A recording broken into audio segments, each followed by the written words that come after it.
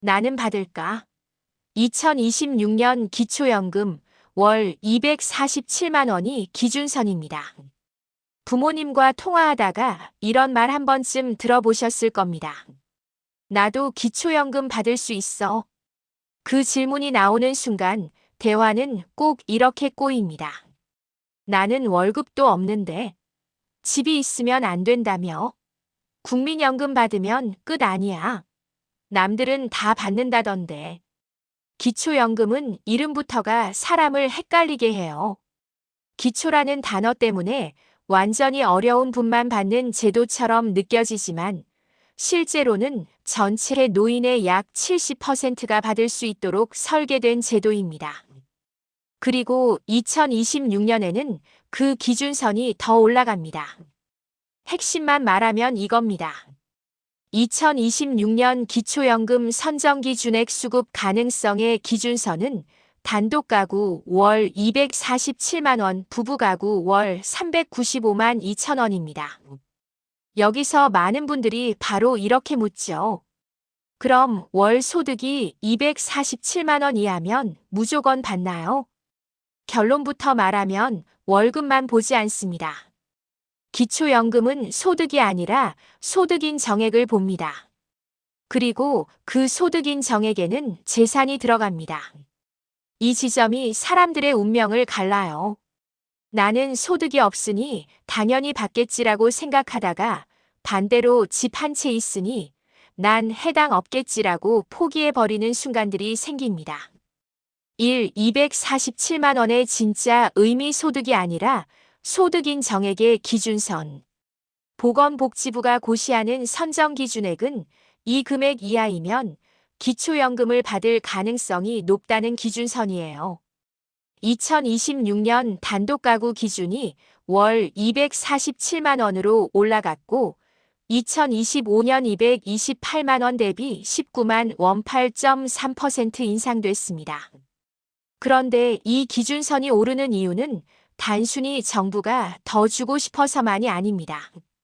정부 분석에 따르면 65세 이상 노인의 근로소득은 소폭 감소 -1.1% 했지만 공적연금 소득 7.9%, 사업소득 5.5%이 늘고 주택토지 등 자산가치도 상승했기 때문에 노인 전반의 소득 재산 수준이 올라간 영향이 반영됐다고 설명합니다.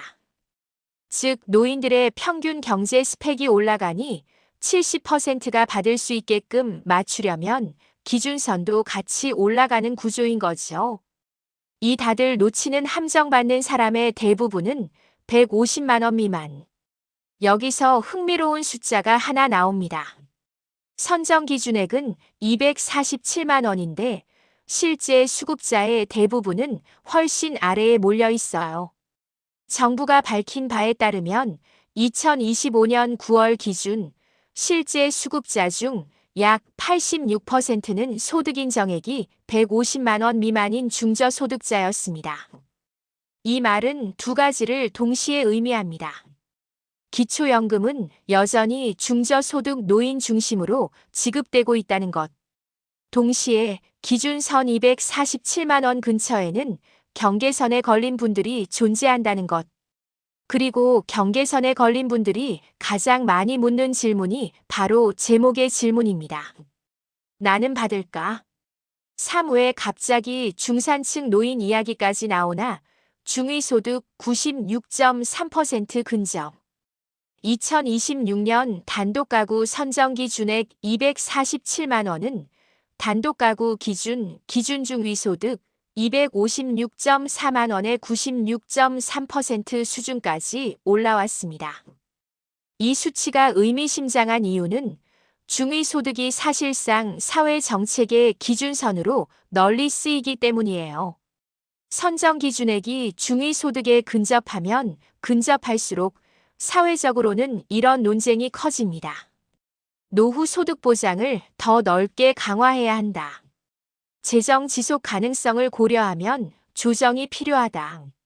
실제로 보건복지부도 제도 개선을 국회 연금개혁 특위 등을 통해 논의하겠다고 밝혔습니다.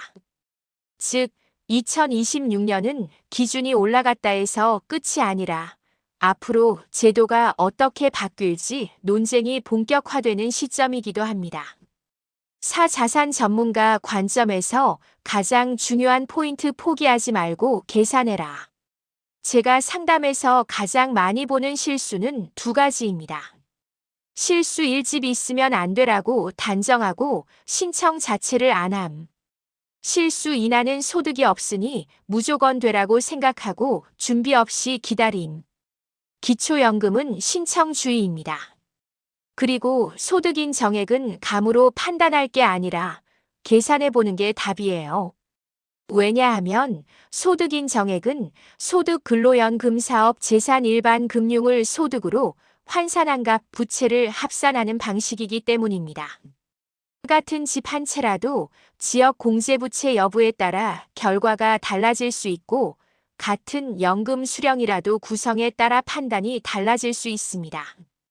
그러니 결론은 하나입니다. 될까? 를 고민하는 단계에서 멈추지 말고 될 확률을 숫자로 확인해야 합니다. 5. 신청. 이것만은 놓치지 마세요.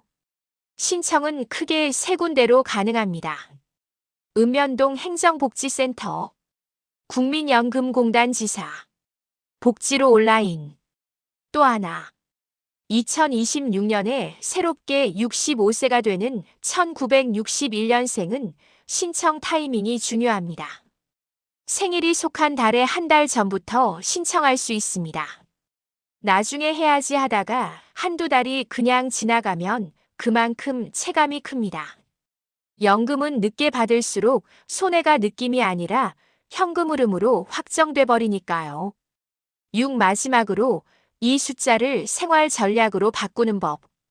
2026년의 기준선 247만 원은 단순한 정책 숫자가 아닙니다. 어떤 분에게는 이제 신청해도 되겠다는 신호이고 어떤 분에게는 내가 놓치고 있던 소득 재산 구조를 점검할 계기입니다. 기초연금은 거창한 투자 기술이 필요한 영역이 아닙니다. 오히려 반대입니다. 생활 속 자산 관리와 행정 이해가 결과를 바꿉니다. 내 소득 흐름연금 포함이 어떻게 잡히는지, 금융자산, 부채가 어떤 구조인지, 신청 시점과 서류 준비는 되어 있는지, 안 될 것 같아라는 추측으로 기회를 버리고 있진 않은지, 그리고 저는 이 질문을 꼭 되돌려 드립니다. 혹시 받을 수 있는데 안 받고 계신 건 아닐까요? 2026년 기준이 올라간 지금이 딱 좋은 타이밍입니다. 나는 받을까? 를 걱정으로만 끝내지 말고 확인하고 챙기는 것. 그게 노후 현금 흐름에서 가장 값비싼 습관입니다.